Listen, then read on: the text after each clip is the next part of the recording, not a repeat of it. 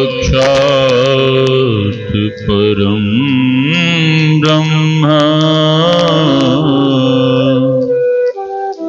तस्मै श्री गुरवे नमः। धन्य धन्य सद्गुरु सुखद महिमा कही न जाय। जो कछु कहूँ तुम्हारी कृपा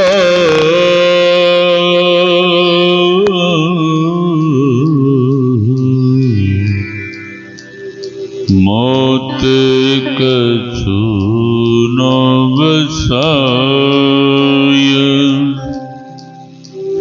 मेरा मुझ में कुछ नहीं,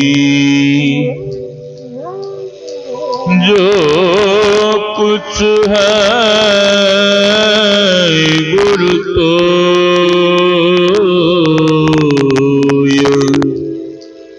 तेरा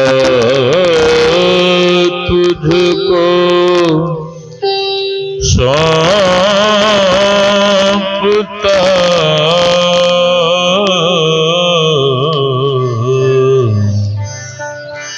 क्या लगेगा मोर तेरा तुझको सौंपता।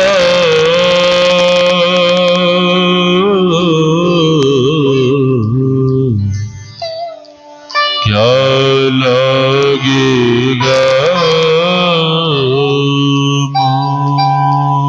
मोर।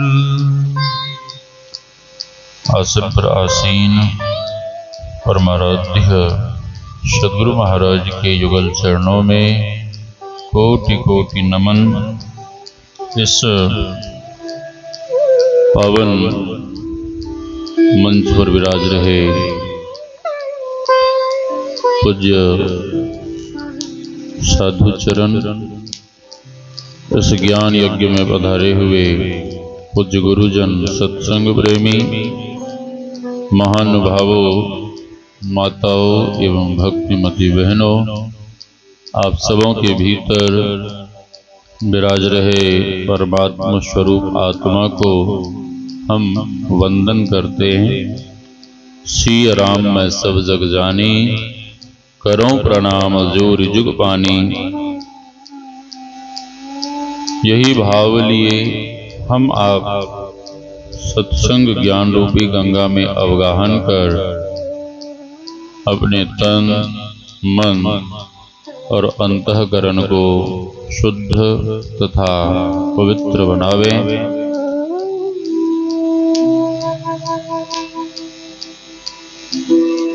अभी हम आप गुरु महाराज द्वारा रचित सर्वोत्तम सर्वोत्कृष्ट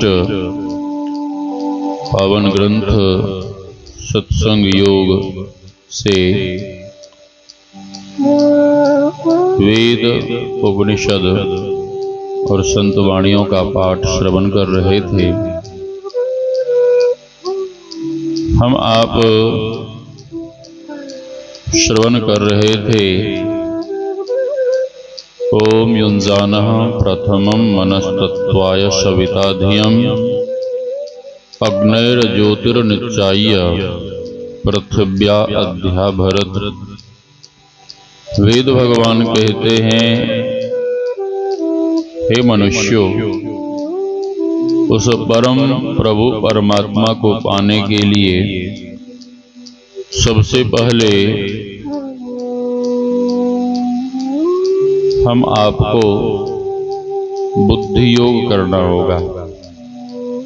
बुद्धि योग से तात्पर्य है सत्संग। सत्संग में दो शब्द हैं, सत्य और संग। सत्य कौन? सत्य वे ईश्वर परमात्मा, ब्रह्म सत्यम जगन मिथ्या। वे परमात्मा ही केवल सत्य हैं। God is true, world is false. वे परमात्मा ही केवल सत्य हैं और सब कुछ मिथ्या है। क्योंकि बाबा तुलसी ने लिखा है, गो गोचर जहां लगी मन जाई, सो सब माया जाने हो भाई। जहां तक हमारी दृष्टि जाती है, जहां तक हम देख पाते हैं, वह सब कुछ माया है। इन चर्म चक्षुओं से उस परमात्मा को हम आप नहीं देख सकते, क्योंकि गुरुदेव की वाणी में आया है, नैनों के तारे चश्म रोशन, क्यों नजर आते नहीं। रूह रोशन आत्मभूषण, क्यों पकड़ जाते नहीं। आगे है, सर्वरूपी हो कहाते, ओम ईशावास्यमिदं सर्वं यत् किंचित् जगत्याम जगत्, तेन त्यक्तेन भुञ्जीथा मा ग्रधः कस्य स्विद्धनम्। सारा जगत, सारी सृष्टि परमात्मा से ओतप्रोत है। गुरु नानक देव जी महाराज कहते हैं, कोहुप मधी जीवबाशु बसतु है, मुकुर माही जैसे छाई, तैसे ही हरि बसै निरंतरी, घट ही खोजहु भाई। मिलेंगे कैसे?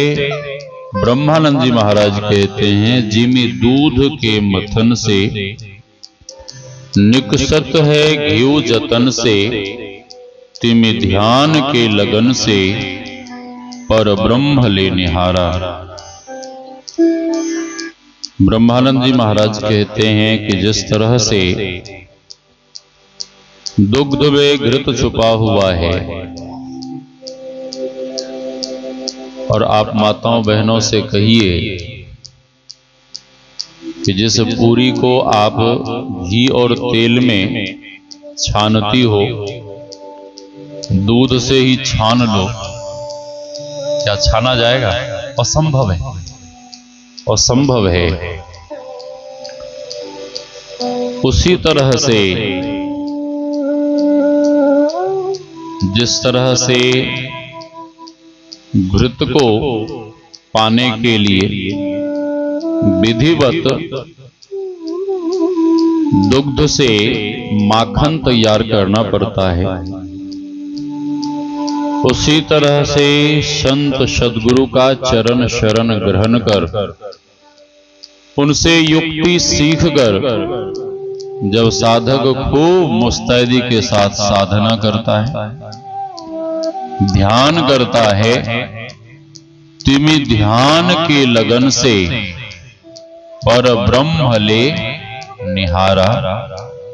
उसी तरह से ध्यान कर, साधना कर, उस पूर्ण ब्रह्म परमात्मा को भीतर में ही मृगनाभि में सुगंधी सूंघ है वो घास गंदी, दुनिया सभी है अंधी, समझे नहीं इशारा। मृगा इधर देखने के लिए नहीं मिलता है, लेकिन आप वन प्रदेश में जाएंगे तो अनायास आपकी दृष्टि पड़ जाएगी और आप देखते देखते रह जाएंगे और मन करेगा कि देखते ही रह जाएं। हरिद्वार में जब कभी भी, वैसे रात्रि में तो रोज आता है, दिन में जब कभी भी हाथी, जंगली हाथी, उधर से हाथियों का झुंड आता है तो हल्ला गुल्ला हो जाता है, हाथी आया हाथी आया। देखने वालों की भीड़ लग जाती है गंगा जी के किनारे, सभी लोग देखते हैं। उसी तरह से मृग के नाभि में खुशबू है, सुगंधी है, लेकिन वो मृग उस सुगंधी को प्राप्त करने के लिए, पाने के लिए वन वन फिरत उदासी, मोहे सुनी सुनी आवत हासी, भटकता रहता है, फिरता रहता है। उसी तरह से वे परमात्मा हम आपके भीतर हैं, लेकिन मानव उस परमात्मा को ढूंढने के लिए, खोजने के लिए कहां कहां जाते हैं? तीर्थों में, तीर्थों में, मठ मंदिरों में। तो बाबा कबीर कहते हैं, ना तीर्थ में, ना मूरत में, ना काशी कैलाश में, खोजी होय तो तुरंत मिल जाऊं, एक पल ही की तलाश में। तो परमात्मा दूसरे जगह बाबा कबीर कहते हैं, मोकू कहां ढूंढे रे बंदे, मैं तो तेरे पास में। तो परमात्मा भाव भक्ति के द्वारा, साधना के द्वारा भीतर में ही मिलेंगे। लेकिन वेद भगवान कहते हैं कि सबसे पहले सत्संग करो। हमारे गुरुदेव कहते हैं, नित प्रति सत्संग कर ले प्यारा, तेरा कार सरे सारा। हमारे गुरुदेव कहते हैं, if you people doing satsang regularly, then all your work will be accomplished. संत महापुरुष कहते हैं, सत्संग लागी रहो रे भाई, तेरी बिगड़ी बात बनी जाई।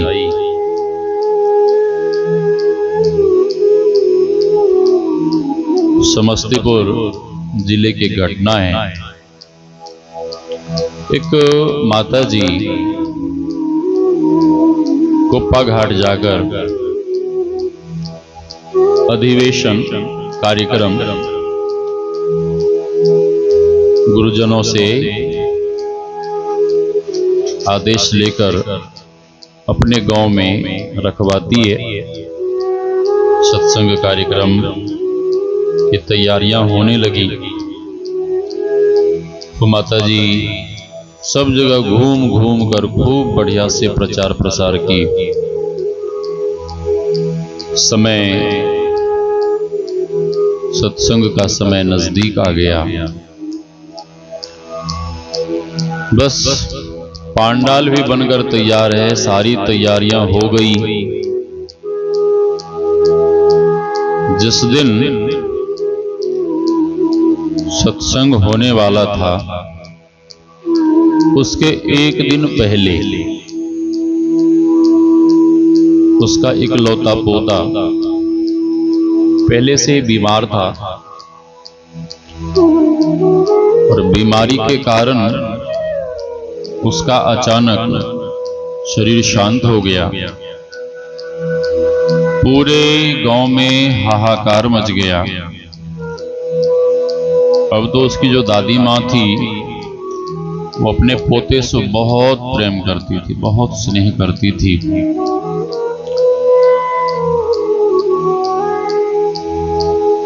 लोग कहने लगे कि देखिए, आपने सत्संग लिया तो आपका पोता मर गया, अभी भी कुछ नहीं बिगड़ा है, जाइए। महात्मा लोगों को मना कर दीजिए कि अब सत्संग वहां नहीं होगा, क्योंकि ऐसी ऐसी घटना हो गई। बूढ़ी माता कुछ नहीं बोली, वो बूढ़ी माता घर में ही गुरु महाराज का मंदिर बना रखी थी। गुरु महाराज के सिंहासन के सामने रो रो कर कहने लगी कि हे गुरु महाराज, इस तरह की अनहोनी घटना घट गई, देखिए दुनिया वाले क्या कह रहे हैं। ऐसे ही लोग सत्संग में नहीं आते और ये घटना हो गई तो और लोग नहीं आएंगे, मजाक उड़ाएंगे, पता नहीं क्या क्या लोग बोलेंगे। हे गुरु महाराज, मेरे पोते को स्वस्थ कर दीजिए, मेरे पोते को जीवित कर दीजिए। गुरु महाराज के विग्रह के सामने गुरु महाराज से कह रही है, बोल रही है, रो भी रही है। माता जी अंत में कहने लगी कि हे गुरु महाराज, यदि मेरा पोता जीवित नहीं हुआ तो मैं अपने पोते के साथ ही चिता में जलकर अपना प्राण दे दूंगी। इस तरह से कहने लगी। घर परिवार के लोगों ने कहा कि माता जी, जो होना था वो तो हो ही गया, अब पोते का संस्कार करने दीजिए। चिता बनाई गई। चिता के ऊपर वो बूढ़ी माँ अपने पोते को गोदी में लेकर रोती बिलखती बैठ गई। लोगों ने बहुत समझाया, लोगों ने बहुत कहा कि माता जी ऐसा मत करो, अरे वो उतने समय के लिए आया था, आप ऐसा मत करो। बहुत लोगों ने समझाया लेकिन किसी की बात नहीं सुनी, क्योंकि पोते से उसको बहुत प्रेम थे, बहुत प्रेम थे। और प्रेम के कारण व्यक्ति अपना प्राण भी देने को तैयार हो जाता है, दे भी देता है। हाँ, बहुत जगह सुना गया है, देखा गया है, दे भी देता है। बैठ गई। अब सभी समाज के लोग निराश हो गए कि बूढ़ी माता जी नहीं मान रही है, तब क्या करें, इसकी जैसी मर्जी जैसी इच्छा। श्री सद्गुरु महाराज की।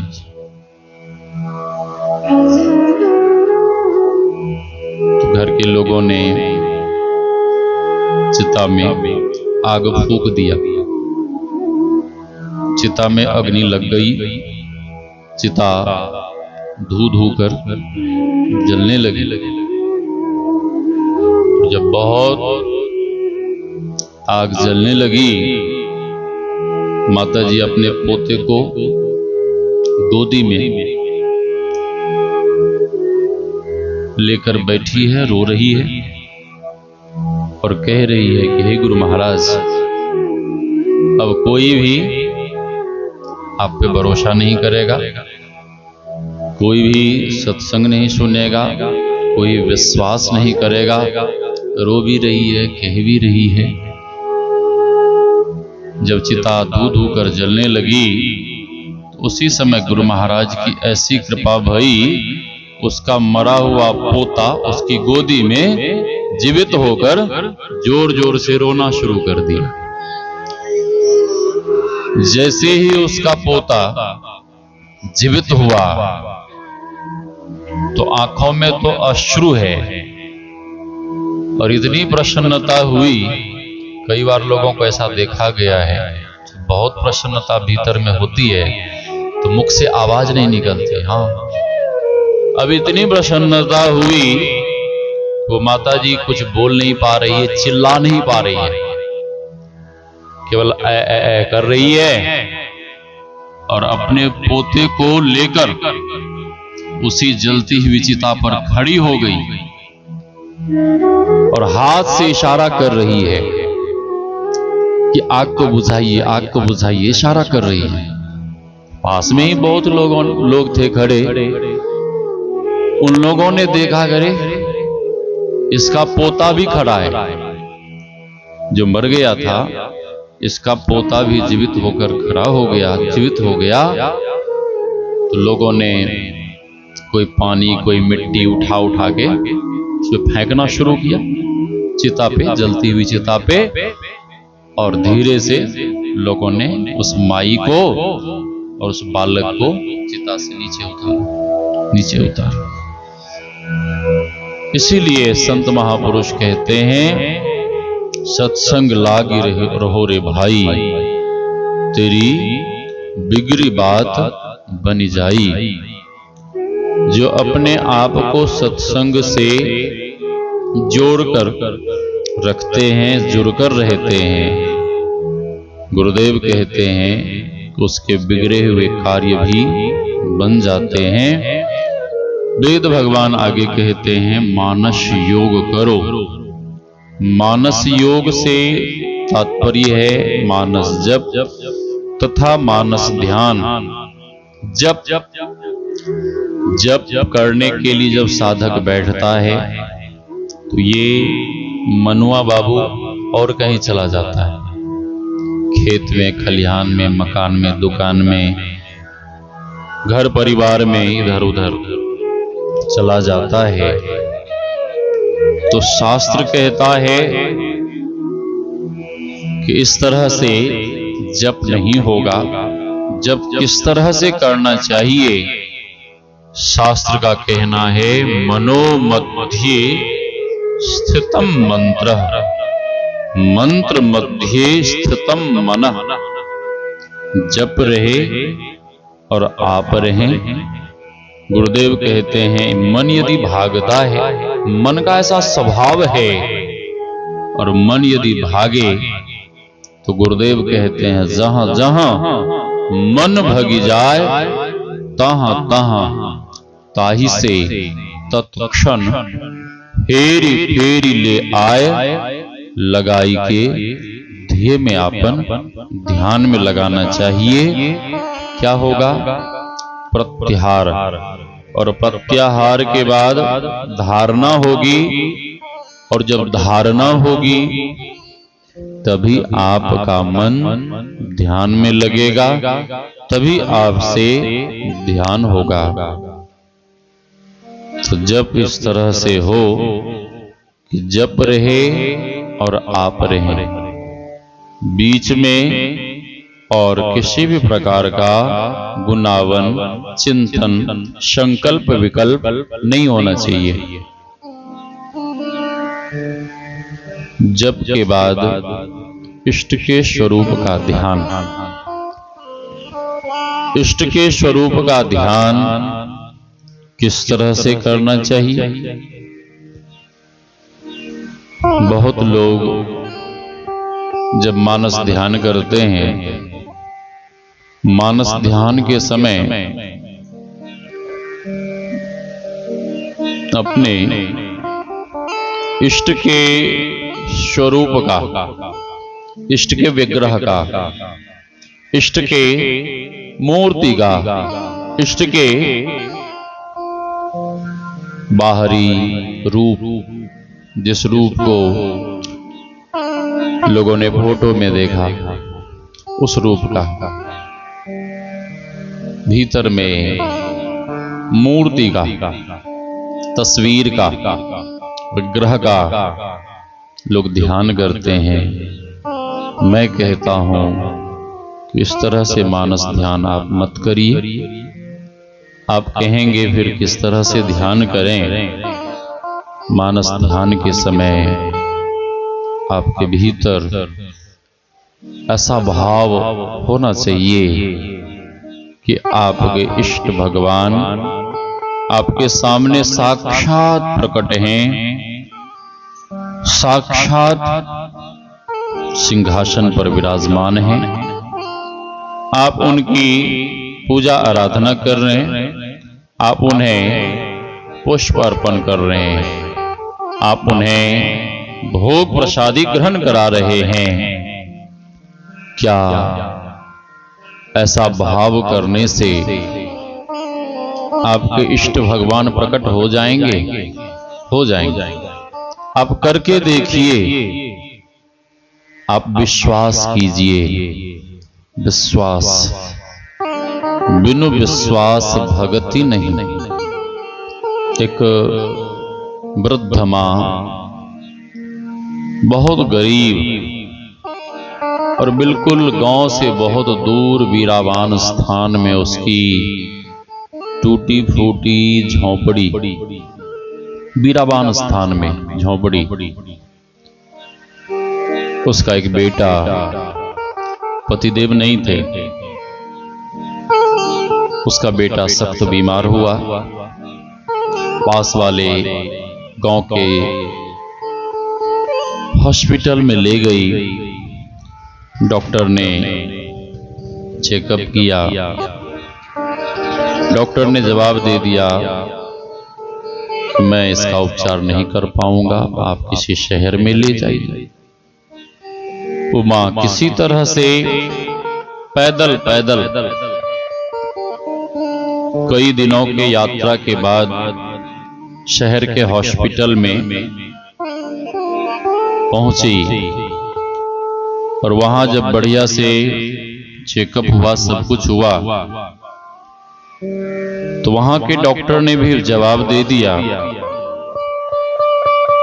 इसका इलाज यहां नहीं हो सकता, इसका इलाज तो अमेरिका में होगा। और अमेरिका में जो सबसे बड़ा हॉस्पिटल है और उस हॉस्पिटल के जो सबसे बड़े डॉक्टर हैं वो इलाज करेंगे। वो माई दुखी होकर, निराश होकर लौटकर घर आई। भगवान की भक्तिन थी, परमात्मा का भजन करती थी। परमात्मा से कहने लगी कि हे परमात्मा, हे भगवान, मेरे पास इतने रुपए नहीं हैं कि मैं बेटे को विदेश तक ले जा पाऊं। और अमेरिका में जो सबसे बड़े डॉक्टर हैं वहां लाखों रुपए खर्च कर उपचार करवा पाऊं। हे भगवान, वहां तक तो पहुंचने के लिए भी मेरे पास पैसे नहीं है, तो मैं उपचार कैसे करवाऊंगा? दुखी होकर, निराश होकर नित्य भगवान के सामने आंसू बहाती। भगवान की कृपा तो देखिए, वो डॉक्टर भ्रमण करने के लिए, घूमने के लिए भारत आया। भारत पानी वाले शिप में आया। जब मुंबई में उतरा बंदरगाह पर, तो वहां से उसने एक टैक्सी ली, कार, किराए की कार। बस मार्ग में आ रहा है। मार्ग में यात्रा करते हुए अचानक टैक्सी खराब हो गई। वो गाड़ी कहाँ खराब हुई? उसी बीरावान इलाके में। हाँ, उसी बीरावान इलाके में खराब हुई। बहुत जोरों की भूख लगी है। दूर दूर तक कहीं जल नहीं नजर आ रहा है, पीने के लिए पानी भी नहीं है, कुछ नहीं है, एकदम रेगिस्तान सा इलाका। डॉक्टर ड्राइवर से कहता है कि किसी भी तरह से तुम कार को ठीक करो ताकि अगले शहर तक पहुंच सकें, वहां से हम दूसरी गाड़ी लेंगे, आगे जाएंगे। ड्राइवर ठीक कर रहा है, इधर उधर कर रहा है, गाड़ी स्टार्ट नहीं हो रही, गाड़ी स्टार्ट नहीं हो रही। डॉक्टर कार से बाहर निकलकर इधर उधर जल खोजने लगे। प्यास के मारे कंठ सूख रहा है, कहीं पानी नजर नहीं आ रहा है। उसी बीराबान इलाके में इधर उधर भटकता हुआ बहुत दूर में एक झोंपड़ी डॉक्टर ने देखी। झोंपड़ी तो डॉक्टर को लगा कि लगता है कि वहां झोंपड़ी में कोई ना कोई व्यक्ति रहते होंगे, कोई ना कोई आदमी होगा। डॉक्टर वहां से पैदल पैदल उस झोंपड़ी के बाहर पहुंचा। झोंपड़ी का द्वार दरवाजा बंद था। डॉक्टर दरवाजे को खटखटाता है। भीतर से वही माई आंसू बहाती हुई बाहर निकलती है, दरवाजे को खोलती है तो सामने एक अजनबी।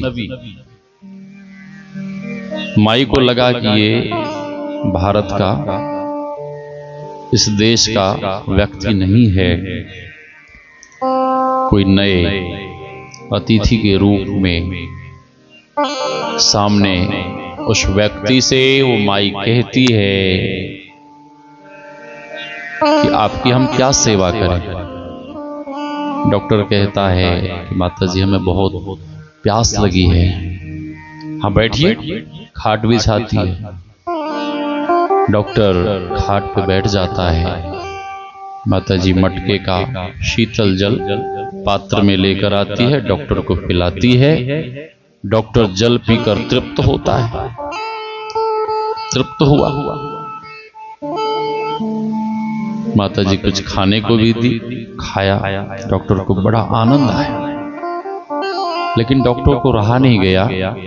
डॉक्टर माता जी से पूछता है कि माता जी आप इतनी उदास क्यों हैं, दुखी क्यों हैं? तो दुख किन्हीं के भीतर हो और आप ऊपर से पूछ दीजिए कि आप दुखी क्यों हैं, तो मानव और दुखी होकर रोने लगता है। माई वहीं धरती पे बैठकर रोने लगी। डॉक्टर खाट से उठकर खड़ा हुआ, माई को पकड़ा और माई से कहता है कि माता जी आप क्यों रो रही हो, क्या बात है, बताओ तो। रोती हुई माई डॉक्टर के हाथ को पकड़कर झोंपड़ी के भीतर ले जाती है और रोती हुई कहती है कि डॉक्टर बाबू देखो ना, मेरा बेटा कई महीनों से बीमार है और डॉक्टर ने कह दिया कि इसका उपचार यहाँ नहीं होगा, अमेरिका में होगा।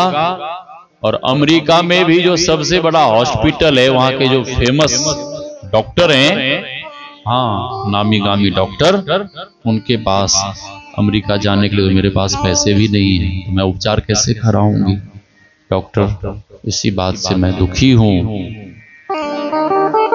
जैसे ही माता जी इस तरह से बोली तो डॉक्टर की भी आंखें भर आई। वो डॉक्टर भगवान को नहीं मानता था, परमात्मा को नहीं मानता था, लेकिन इन सारी घटनाओं को जब डॉक्टर ने सुना कि इसका उपचार मेरे द्वारा और अमेरिका में होने वाला था और ये वहां जा नहीं पाई, भगवान से नित्य ये प्रार्थना करती रही।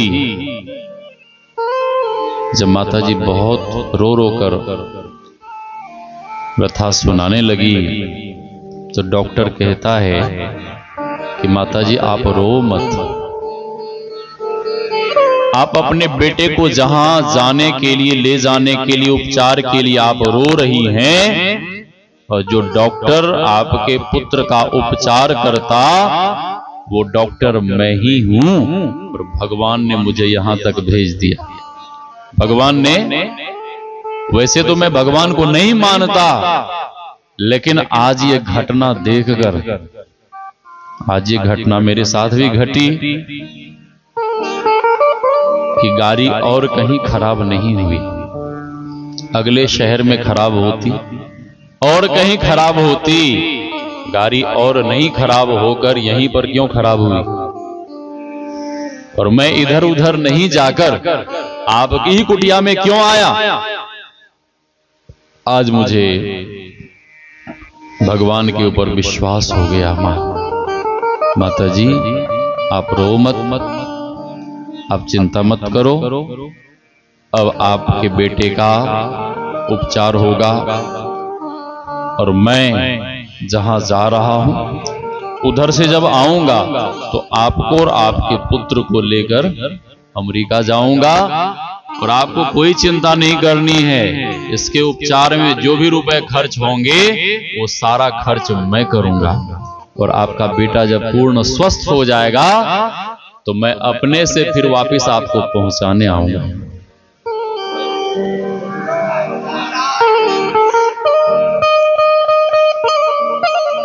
आश्वासन देकर डॉक्टर वहां से निकला उस बूढ़ी मां की कुटिया से। जैसे ही निकला गाड़ी के पास पहुंचा तो ड्राइवर इधर उधर कर ही रहा था। गाड़ी स्टार्ट नहीं हो रही थी, गाड़ी स्टार्ट नहीं हो रही थी। डॉक्टर जब वापस आया खड़ा खड़ा थक गया और माताजी भी वहीं खड़ी है, डॉक्टर के पीछे पीछे गई कि गाड़ी तक इसे पहुंचा देती। जब थक गया तो परेशान होकर डॉक्टर गाड़ी में बैठ गया और डॉक्टर कहता है कि एक बार स्टार्ट करके तो देखो, इतनी देर से तुम ठीक कर रहे थे, एक बार स्टार्ट करके तो देखो। ड्राइवर ने कहा कि मैं उस समय से बहुत बार स्टार्ट करके देखा, गाड़ी स्टार्ट नहीं हो रही है। तो डॉक्टर खींच कर कहता है कि लाओ चाबी, मैं देखता हूं स्टार्ट कर। तो डॉक्टर ने ड्राइवर से चाबी ले ली और डॉक्टर जैसे ही सेल्फ मारा, चाबी घुमाया और एक ही बार में गाड़ी एकदम से स्टार्ट हो। देखिए परमात्मा की लीला। हाँ, परमात्मा की लीला। तो वेद भगवान कहते हैं कि सबसे पहले गुरु प्रदत्त मंत्र जो आपको मिला है उसे मुस्तैदी के साथ आप जपिए। उसके बाद इष्ट के स्वरूप का ध्यान। और मैं कह रहा था कि आप इस तरह से ध्यान करिए, ऐसा भाव करिए कि हमारे इष्ट भगवान हमारे सामने साक्षात प्रकट हैं। आप कहेंगे क्या ऐसा भाव करने से हमारे इष्ट भगवान प्रकट हो जाएंगे? हो जाएंगे। करके तो देखिए, आप करके तो देखिए। उसके बाद वेद भगवान कहते हैं ज्योति योग। ज्योति योग से तात्पर्य है दृष्टि योग। दृष्टि योग की साधना कब तक करनी चाहिए? जब तक कि एक बिंदुता की प्राप्ति नहीं हो जाए। दृष्टि योग की साधना करने पर साधक को दूरदृष्टि की प्राप्ति हो जाती है, लेकिन गुरुदेव कहते हैं कि दृष्टि योग की साधना कठिन है। एक बिंदुता प्राप्त होने तक दृष्टि योग की साधना अवश्य करनी चाहिए। और जब एक बिंदुता की प्राप्ति हो जाए तो साधक को नादानुसंधान की साधना में लग जाना चाहिए। नादानुसंधान की साधना सुगम और सरल है। जो शब्द साधना करते हैं, गुरुदेव कहते हैं प्रारंभ में शरीर के रगरेसे की आवाज को सुनता है।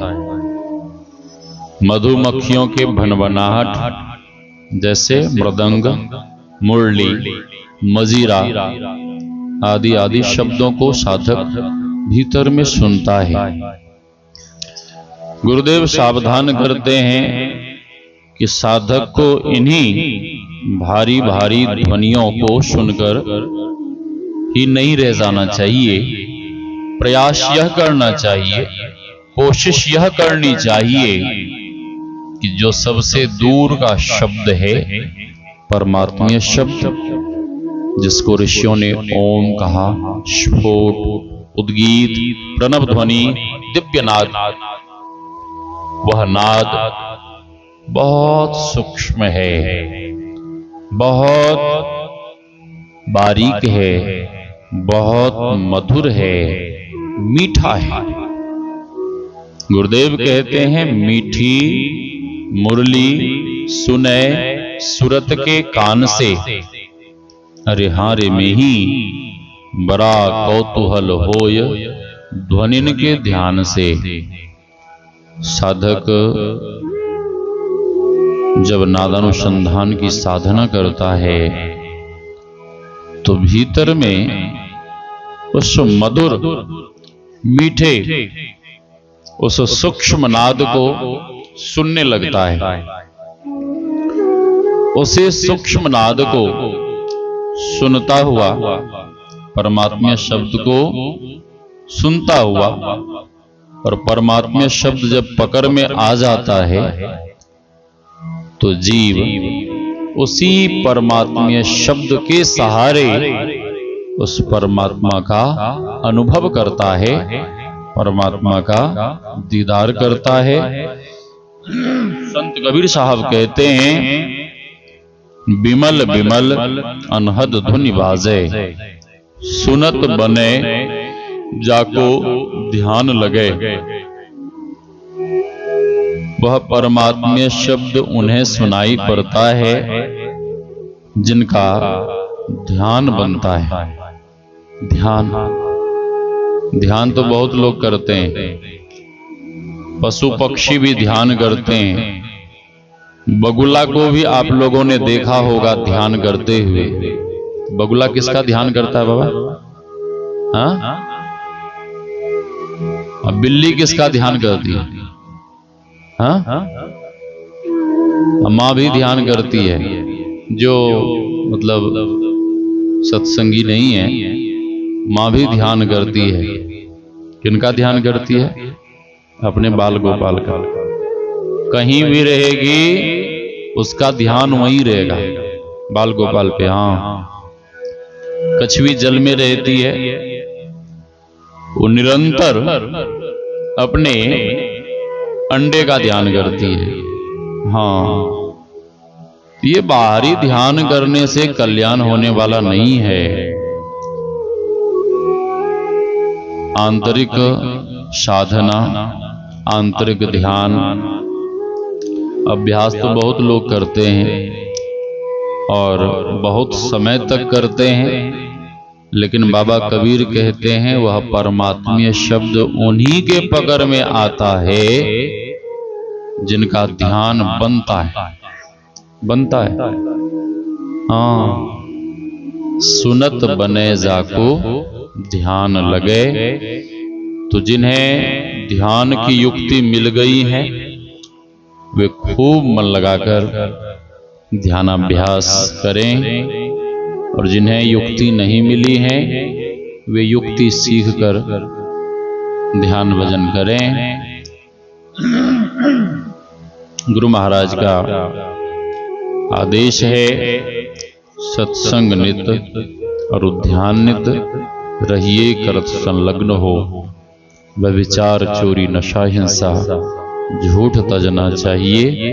नित्य सत्संग करिए, नित्य ध्यानाभ्यास करिए और अपने आप को पंच पापों से बचाकर रखिए। क्यों? इसलिए यह पंच पाप छिद्र का काम करता है। मटके में छिद्र हो और उसमें आप जल भरते रहिए, कभी भी मटका नहीं भरेगा, और आपने किसी तरह से भर भी दिया तो निकल जाएगा धीरे धीरे। उसी तरह से साधना में कुछ पाने के लिए, सिद्धि शक्तियों को पाने के लिए, दिव्य अनुभूति करने के लिए सबसे पहले आपको अंतःकरण की शुद्धि करनी पड़ेगी, और अंतःकरण की शुद्धि होगी ध्यान सत्संग से, सत्संग ध्यान से। आप बहुत ध्यान करते हैं और सत्संग नहीं करते हैं, तब भी समस्या है। गुरुदेव कहते हैं साधक के लिए ध्यान भोजन है, आहार है, और आप खूब भोजन कर लें और जल नहीं पिए तब क्या होगा? क्या होगा? अनपच हो जाएगा, अनपच हो जाएगा, पचेगा नहीं। तो गुरुदेव कहते हैं कि ध्यान साधक के लिए भोजन है, और सत्संग क्या है? जल। सत्संग जल है। तो ध्यान और सत्संग दोनों हम आपको करना पड़ेगा। तो अधिक नहीं कहते हुए वाणी को विराम। मैं तो 10 तारीख को यहाँ से जा रहा था हरिद्वार। ये हमारे गुरु महाराज के प्रिय भक्त आदरणीय श्री प्रमोद बाबू और पूज्या माता जी, इनकी जो धर्मपत्नी है, और ये हमारे जवाहर बाबू, सब लोग मिलकर फोन करने लगे। तो जो हमारे साथ जाने वाले मिस्त्री और भी भक्त लोग हैं, तो उन लोगों को फिर फोन करके सबको मना करना पड़ा कि अब 15 तारीख को चलेंगे। तो आज हमें हरिद्वार के लिए प्रस्थान करना है। फिर आगे जब गुरु महाराज की दया होगी तो आप सबों के बीच आकर सत्संग करूंगा। गुरु महाराज के प्रिय भक्त आदरणीय श्री प्रमोद बाबू और माता जी, उनके दोनों सुपुत्रों के लिए, और उनकी जो भी पुत्रियां हैं, पुत्र वधू हैं, दामाद बाबू हैं, आप आए हुए गुरुजनों के लिए, माताओं बहनों के लिए तथा समस्त ग्रामवासियों के लिए मैं गुरु महाराज से प्रार्थना करता हूँ, आप सबों का जीवन सुखद, समृद्ध एवं भक्ति में बने, इसी शुभकामना के साथ बोलिए श्री सद्गुरु महाराज की जय। हमारे